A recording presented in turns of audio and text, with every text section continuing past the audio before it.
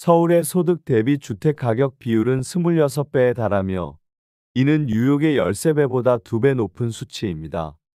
소득은 제자리인데 주택 가격만 끝없이 상승한 결과 젊은 세대는 주거 사다리에서 탈락하고 결혼과 출산을 포기하는 상황에 이르렀습니다. 지금의 부동산 가격은 실질 소득과 전혀 괴리된 빚의 거품일 뿐입니다. 이미 OECD와 주요 국제기관들도 한국 경제의 회복 가능성보다는 장기 침체를 전망하고 있으며 주택시장의 버블 붕괴 가능성을 높게 보고 있습니다. 서울시 송파구 오금동에 위치한 송파두 산위부 아파트는 2019년 2월에 사용 승인을 받은 단지입니다. 이 아파트는 2개 동으로 총 269세대가 거주하고 있습니다. 최고 층수는 28층이며 용적률 386%, 건폐율은 31%입니다. 총 주차 대수는 283대로 세대당 1.05대입니다. 24평형의 공시가격은 5억 9,300만원, 보유세는 약 77만 5,480원입니다. 이 아파트는 2017년 당시 24평형 매매가가 7억 8,800만원에서 최고 12억 원까지 상승했으나 최근 2025년 3월 기준으로 9억 4천만 원에 거래되어 최고액 대비 22% 하락했습니다.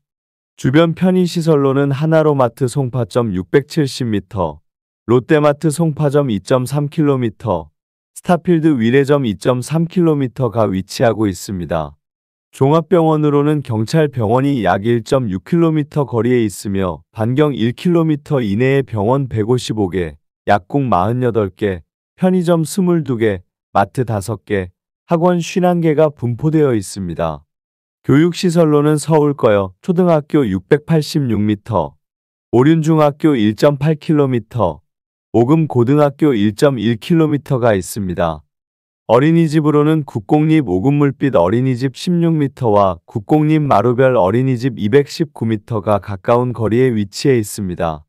교통편으로는 계룡역이 609m 거리에 있으며 을지로까지 약 55분, 강남까지는 약 45분이 소요됩니다. 2021년 10월 한국 부동산 시장은 뚜렷한 고점을 형성한 이후 2024년 현재까지 전고점을 넘기지 못하고 있는 상황입니다.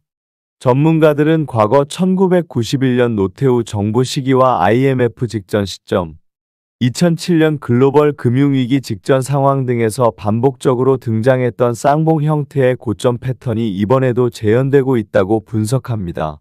과거 데이터에 따르면 약 6년에서 6년 반 간격으로 고점이 반복되며 고점을 넘은 후에는 대규모 하락이 뒤따랐습니다. 이번 사이클에서도 2021년 고점과 2024년의 재상승은 동일한 패턴을 따르고 있으며 이를 기반으로 전문가들은 2024년 혹은 2025년을 2차 폭락의 시작점으로 보고 있습니다. 특히 2025년 하반기에는 DSR 총부채 원리금 상환 비율 3단계가 적용되며 이는 시장의 본격적인 압박으로 작용해 하락세를 가속화할 가능성이 큽니다. 거래량 분석도 심각한 신호를 보내고 있습니다. 2024년 3월 중순 서울 일부 지역은 하루 수천 건의 거래가 집중되며 단기간 급등세를 보였습니다. 이 시기는 토지거래허가구역이 해제되기 직전으로 투기 수요가 급속도로 유입된 결과입니다. 그러나 이와 같은 단기 급등은 과거에도 나타났으며 이후 급격한 하락으로 이어진 바 있습니다. 이는 일시적인 투기 세력의 진입과 이후 이탈이 반복되는 구조로 설명됩니다. 지역별 격차도 더욱 심화되고 있습니다.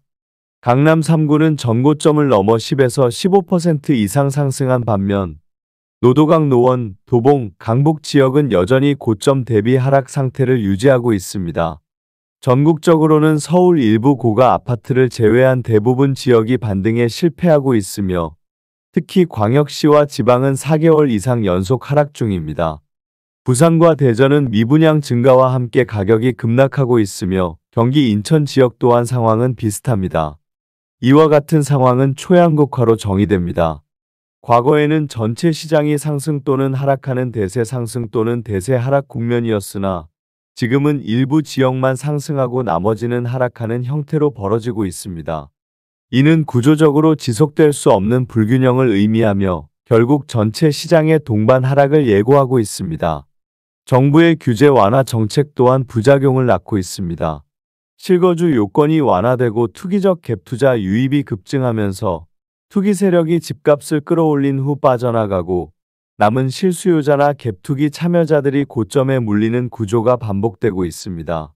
특히 소공으로 불리는 토지거래허가제 해제가 정책적 기조 변화 없이 이뤄졌다는 점에서 정책 신뢰성에도 의문이 제기되고 있습니다.